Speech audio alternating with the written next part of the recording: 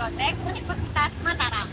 Perkenalkan, saya Indi Pratista sebagai host podcast kita pada kali ini. Oke, tema kita hari ini sangat menarik loh teman-teman. Temanya itu mengulik kisah sukses tim Ayu Tani dalam P2MW. Nah, sekarang kita sudah kedatangan narasumber hebat kita nih dari tim Ayu Tani. Mungkin kakak bisa memperkenalkan diri dan posisi kakak di tim Ayu Tani itu sebagai apa sih? Halo semua, di sini aku dari tim Ayu Tani mewakili teman-teman semua. Aku sendiri Sandrina Meta Utomo, teman-teman di Magelang Reva. Aku kebetulan di tim Ayu Tani, posisinya sebagai CEO atau bisa dibilang Chief Operating Officer. Nah, pasti teman-teman kita pada penasaran nih kak, gimana sih cerita awal dan ide terbentuknya tim Ayu Tani itu? Mengenai tim Ayu Tani sendiri terkait ide Ayu Tani ini mulanya pada tahun 2021 ya teman-teman. Kita ini emang suka kumpul waktu itu karena membahas terkait isu pertanian waktu itu. Dan kebetulan tim Ayu Tani sendiri ini bukan orang yang masuk ke pertanian ini dengan unsur sengaja gitu. Jadi waktu itu kami memang berkumpul dan berdiskusi ala-ala anak muda yang dimana hasilnya oh ternyata ini ya isunya gitu. Berlanjut pada tahun 2022 kami juga kembali ngangkat dari hasil itu yang akhirnya kami kemas menjadi konsep startup yang dimana kami coba mengikut sertakan dalam sebuah kompetisi, yaitu kita ikut BMC waktu itu kapan. Nah di situ kami alhamdulillahnya dengan hasil diskusi yang luar biasa waktu itu juga bisa menjuarai juara 3 secara nasional tahun 2022. Nah dari tahun 2022 mulai dari sanalah kompetisi itu melahirkan nama Ayu Tani. Nah dari nama Ayu Tani sendiri situ sambil berjalannya waktu juga kami sering mengikutsertakan ide atau nama Ayu Tani ini ke berbagai event kompetisi. Lanjut tahun 2023 Ayu Tani ini kami bentuk konsepnya menjadi startup residing yang dimana dia ini akan mendapatkan pemasukan dana sesuai rencana. Pada tahun pertengahan 2023 ini kami ikut sertakan Ayu Tani ini di kegiatan P2MW waktu itu. Posisinya waktu itu Ayu Tani itu ada di tahap awal yang dimana tahap awal itu kita masih dalam bentuk konsep ide baru ada dan kami bentuk selayaknya bisnis yang nantinya kita monetasi yang menghasilkan profit. Dari situ Ayu Tani alhamdulillah kita lolos dapat pendanaan kurang lebih 10 juta. Dari situ akhirnya kami tim itu berlima dengan 5 bagian tentunya. Dengan dana 10 juta tentunya kami juga sudah berhasil mencapai berbagai hal ya. Salah satunya dari Ayu Tani sendiri, kita sudah mendirikan badan hukum dengan nama PT Tani Jaya Negeri. Nah dari sana alhamdulillah juga kami punya tim yang optimis. Pada tahun 2024 ini kami melanjutkan tahap bertumbuh untuk Ayu Tani di kegiatan P2. Untuk jumlah tim sendiri sejak P2MW yang awal sampai saat ini kami sudah berenam dan mulai berlima. Kira-kira kenapa ya kak tim Ayu Tani ini bisa memilih bisnis digital?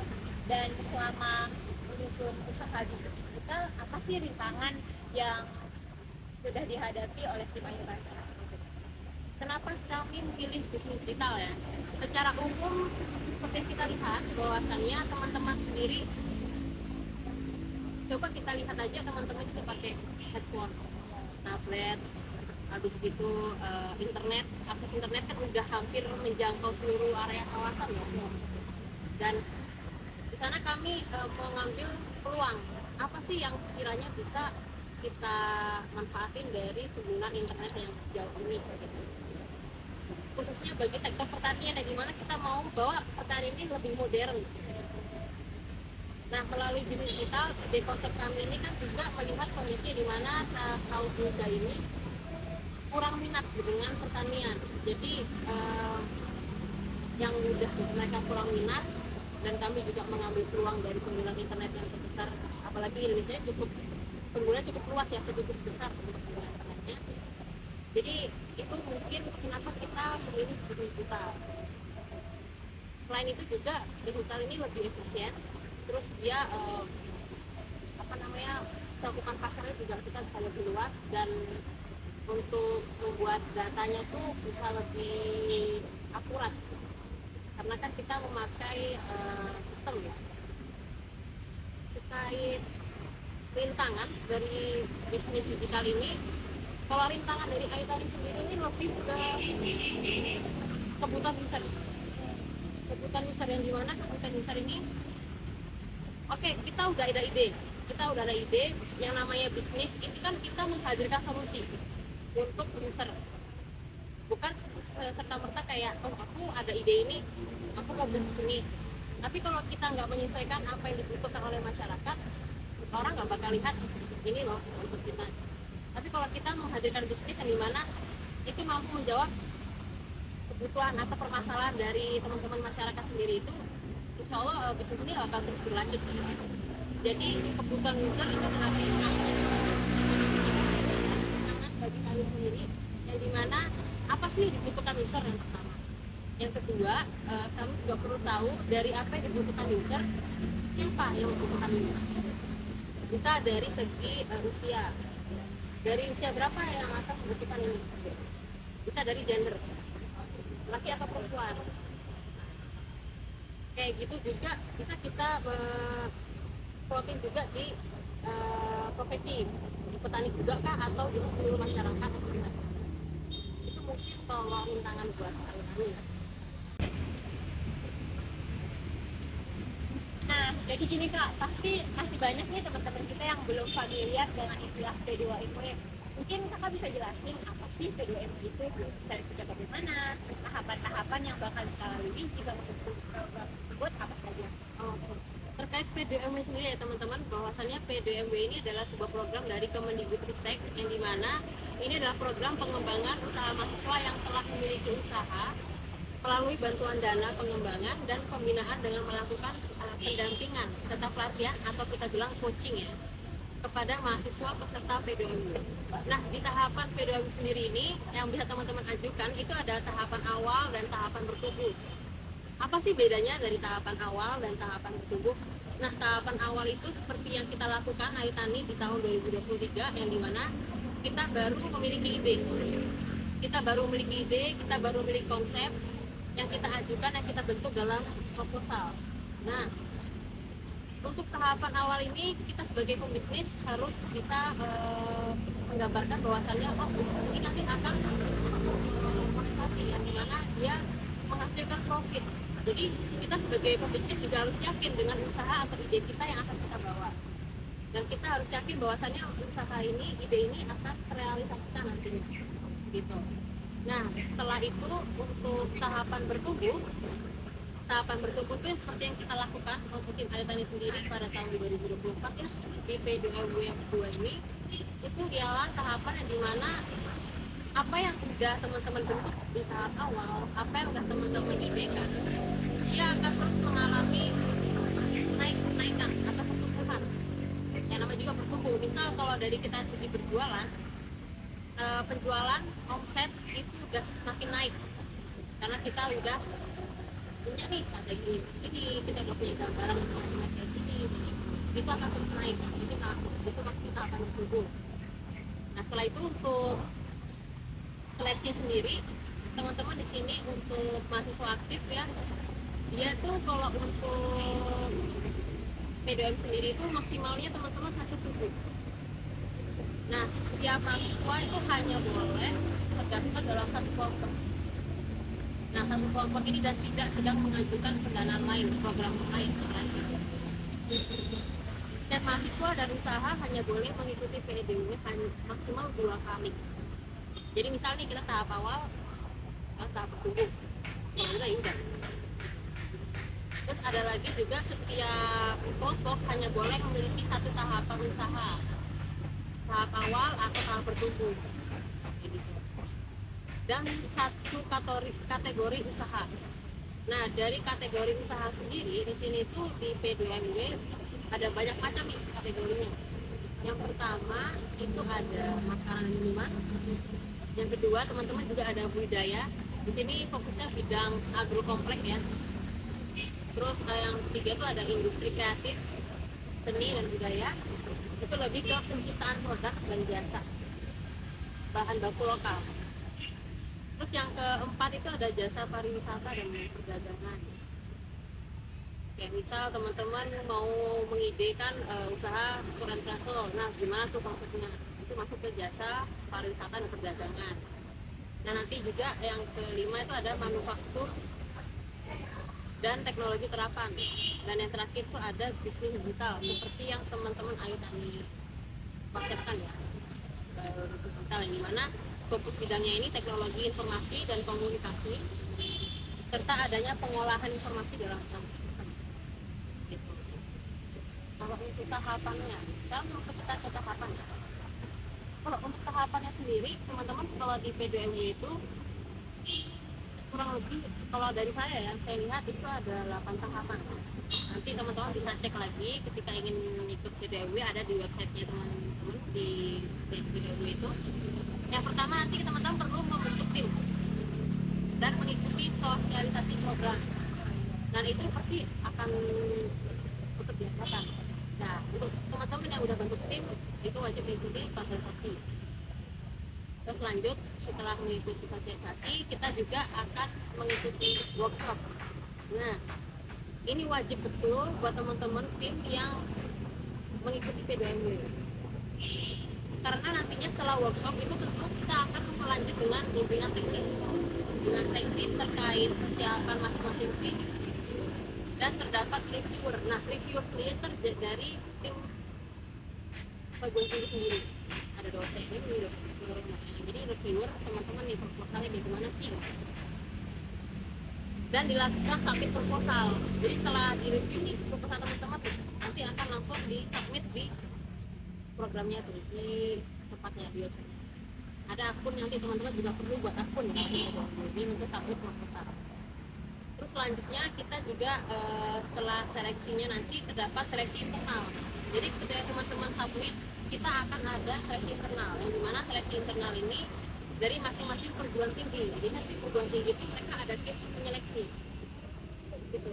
Jadi nah, seleksi ini juga cukup unik ya buat teman-teman. Jadi dari masing-masing kategori ini, misal bisnis digital berapa tim yang diambil, terus habis itu kategori makanan minuman berapa tim yang diambil. Jadi nggak semua proposal langsung diambil sekian, jadi kita diambilnya per kategori. Dan itu aku rasa cukup oke ya buat teman-teman. Jadi peluang teman-teman untuk lolos itu besar karena dia per kategori. Nah setelah itu setelah diseleksi oleh perguruan tinggi masing-masing internal, itu nanti akan diusulkan ke Direktorat Bermawa. Ya, masuk ke Mendikbudnya. Nah, nantinya akan diseleksi lagi oleh Direktorat Bermawanya. Nah, seleksi Direktorat Bermawanya ini sudah langsung seluruh PT, seluruh perguruan tinggi. Jadi nggak hanya Unram, jadi tim yang lolos dari Unram diseleksi ke Bermawa. Nah, Bermawa juga seleksi lagi dari gabungan Universitas Indonesia. Nah, dari situlah pengumuman perguruan tinggi dan peserta tim yang diterima nanti akan diinfokan. Biasanya informasinya itu teman-teman juga jangan lupa untuk update informasi di Instagramnya. Ya. Setelah itu nanti pelaporan akhir. Sebelum pelaporan juga nanti kita ada pelaksanaan. Misalnya nih kita diterima kayak tani, nah nanti ada pelaksanaannya. Misalnya range berapa bulan untuk penggunaan dana dan lain hal sesuai dengan apa yang akan kita lakukan di proposal itu. Nah setelah itu semua selesai, kayak teman-teman juga udah selesai dengan progresnya, nanti ada pelaporan akhir baik dari perguruan tinggi itu ke Belmawa gitu. Ini bahasanya teman-teman dari kita yang tim ada pelaporan di website di akun masing-masing yang nantinya itu nanti dari BP-nya itu pelaporan ke Belmawa. Ini sudah pernah. Dan nanti di akhir itu ada kegiatan KM Expo. Apa itu? Nah, kegiatan KM Expo ini yang menurut aku yang paling ditunggu-tunggu ya. Karena kenapa? KM Expo ini adalah gabungan seluruh tim yang mewakili perguruan tinggi. Jadi satu Indonesia itu akan ada di sana. Ya betul. Sangat menarik ya. Nanti Kak coba. Nah dari expo ini nanti teman-teman bisa menambah relasi dari sini. Itu kerennya kalau kita bisa sampai ke expo. Kalau teman-teman secara langsung bisa langsung mempromosikan bisnis teman-teman. Nah otomatis kan dengan banyaknya tim yang berkumpul satu tempat, otomatis juga banyak dong pendapat kompetisi yang bisa teman-teman juga menjaga relasinya. Jadi itu apakah ada manfaatnya? Yang kita tahu juga nih Kak, tim Ayu Tani ini sudah pernah berkegiatan di Bali ya Kak. Nah itu tuh selama berkegiatan itu apa sih hal yang paling berkesan bagi tim Ayu Tani? Kalau untuk kegiatan di Bali itu acara puncak dari PBW, itu kegiatan KM Expo ya. Kalau pertanyaannya hal yang paling berkesan, tentu kami juga punya hal yang Wah, iya. itu berkesan banget sih buat kami. Karena apa? Di kegiatan Expo ini yang utama kita bisa menambah relasi teman-teman. Yang jelas jauh lebih luas karena jangkauan nasional atau bisa dikatakan hampir semua perwakilan perguruan tinggi masing-masing tim itu ada di sana semua. Gitu. Nah, kenapa kita senang bisa ketemu orang-orang ini? Mereka bukan mahasiswa biasa, mereka calon pebisnis. Dan tentunya juga itu akan ada impact ke kita ke depannya. Mungkin bisa kita kolaborasi atau jadi partner dan lain hal. Tinggal gimana caranya kita bisa menjaga relasi. Dari sana juga kita bisa nggak langsung bisnis kita terpromosikan untuk mereka. Misal nih ketika pulang nggak mungkin dong kemudian lah kita ke teman-temannya, wah aku ketemu ini. Nah untuk entah kalau memang bisnis kita juga dikenal sama mereka, insya Allah akan jadi bagian dari itu. Dan sehingga manfaat dari apa yang ingin kita salurkan di bisnis kita juga akan dapat dirasakan oleh masyarakat luas. Itu sih hal yang paling berkesan. Berarti dalam kegiatan ini pasti ada saja ya hambatan dan rintangan yang tim Ayu Tani lalui. Nah, dari Kak Reva kita jadi banyak tahu nih dari mulai segi terbentuknya tim, programnya apa, kegiatannya apa, dan bahkan rintangan yang sudah dihadapi oleh tim Ayu Tani. Nah, satu lagi nih Kak yang ingin kita tahu, manfaat dari aplikasi Ayu Tani ini bagi petani dan masyarakat itu apa sih? Oke, terkait manfaat dari Ayu Tani sendiri, manfaat Ini cukup menarik ya manfaat dari Ayu Tani. Melihat dari teman-teman sendiri bahwasannya kondisi di Indonesia ini adalah sebagai negara agraris. Selain itu juga kita punya banyak sekali pemuda-pemudi. Nah, kurangnya adalah mereka ini kurang minat dengan aplikasi pertanian. Dari sini Ayu Tani coba untuk ambil. Nah, manfaat yang bisa dirasakan itu adalah yang pertama, Ayu Tani ini saya akan bahas konsepnya. Konsep Ayu Tani ini adalah digitalized education, pertama, analyzation dan consultation. Nah, dari tiga konsep ini akhirnya dari Ayu Tani sendiri melahirkan 3 fitur. Apa aja? 3 fitur ini ada, yang pertama ada Tanya Tani. Nah, Tanya Tani ini adalah fitur konsultasi. Tentu yang kita tahu yang sakit bukan hanya manusia, tanaman juga sakit. Nah, di sini teman-teman juga bisa mengkonsultasikan ada apa nih dengan tanaman kita sendiri, khususnya bagi pembudidaya ya.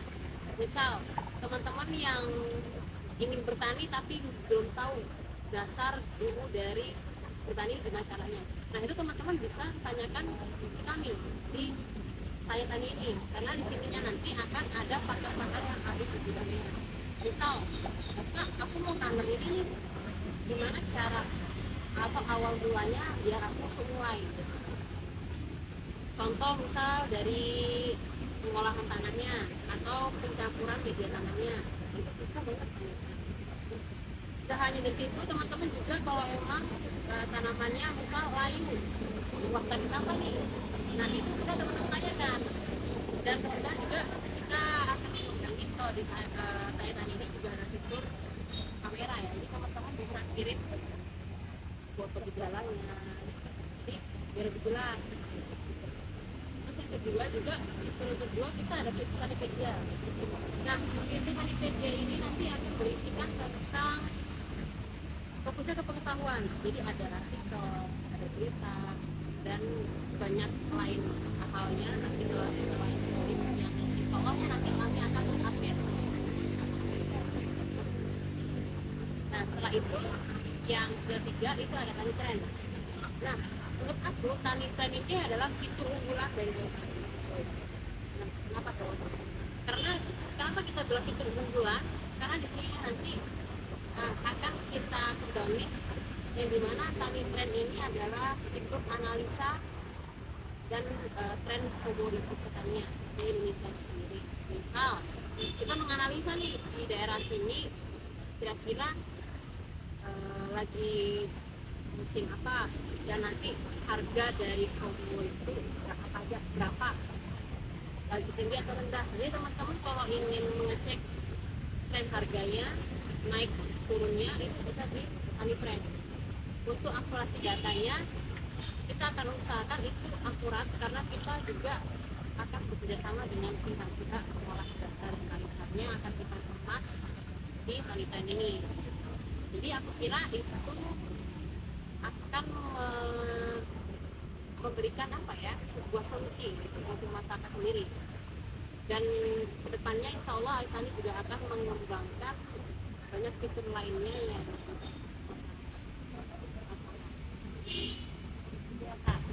Jadi terima kasih buat Kak Reva karena telah berbagi informasi dan pengalaman yang luar biasa tentunya. Wah, nggak kerasa nih kita ngobrolnya. Mungkin ada sepatah dua patah kata motivasi untuk agrotekers nih, mungkin mau mencoba program PDIW ini. Oke. Kalau pesan dari aku untuk teman-teman yang mau mencoba PDIW ini ya, teman-teman, ide itu mahal.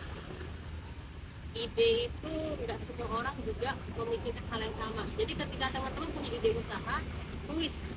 Nah, ketika teman-teman udah berani dengan adanya ide itu, olah dia menjadi sebuah tulisan yang atau ide dijabarkan gitu. Kalau untuk PDIW misal jadi proposal, jadi kayak nggak usah ragu gitu sama ide teman-teman yang udah terpikirkan gitu. Nah, jadi gitu teman-teman. Mulailah menginspirasi banyak orang, mulailah bangkit, jangan terus berada di zona nyaman, mencoba hal baru, dan meraih kesuksesan. Mungkin itu saja dari saya. Wassalamualaikum warahmatullahi wabarakatuh. Sampai jumpa di podcast selanjutnya, Agrotekers. Bye-bye.